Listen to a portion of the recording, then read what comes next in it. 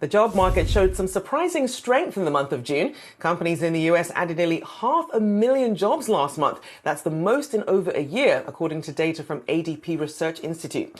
For more on the labour market, we're joined by Jill Malandrino, Nasdaq Global Markets reporter. Good to see you, Jill. Good to see you as well, Rachelle. And June ADP payrolls, to your point, blew away expectations, coming in at nearly 500,000 versus an estimate of 220,000. And this is despite more than a year's worth of Federal Reserve interest rate increases. Leisure and hospitality led with just over 230,000 new hires, followed by construction with 97,000 and trade, transportation, and utilities at 90,000. Now, ADP chief economist Nella Richardson said consumer-facing service industries had a strong June, aligning to push job creation higher than expected. But wage growth continues to ebb in these same industries, and hiring likely is cresting after a late cycle surge. Challenger Gray and Christmas data shows the same trend as ADP, showing U.S.-based employers announced just about 41,000 job cuts in June, down 49% from nearly 81,000 last year and up 25% from a year ago, marking the lowest level since October 2022. Now, it's important to note, Rachelle, that June is historically the slowest month on average for layoff announcements. Technology companies continue to lead job cut announcements with just about 142,000 layoffs in the first half of the year, compared with about 6,000 in the same period last year. The sector laid off nearly 5,000 employees in June, according to Challenger data. Now, the overall labor sector appeared strong in 2022 and into 2023, but the tech sector layoffs tend to be the most visible because the tech giants have many employees.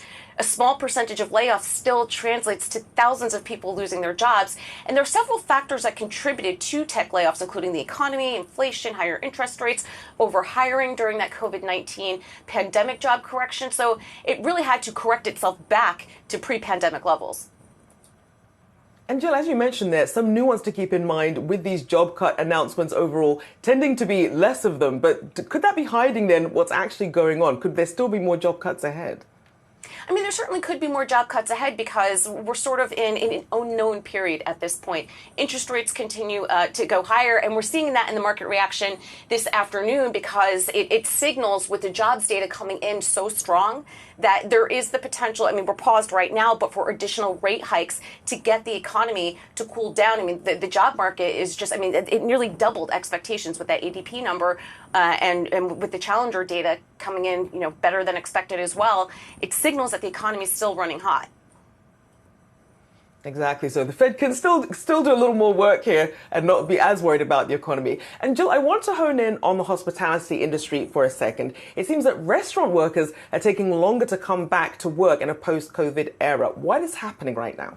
Yeah, and anecdotally, we see it everywhere. So when the COVID-19 pandemic began, many businesses in retail, trade, accommodation, food service, arts and entertainment, and recreation closed, with the most significant impacts affecting the restaurant, retail, and recreation sectors known as RRR.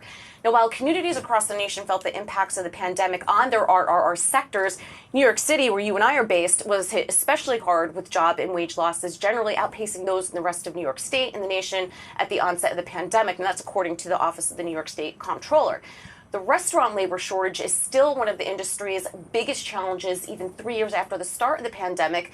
The labor market has shown signs of improvement, but most restaurant operators are still looking for restaurant staff.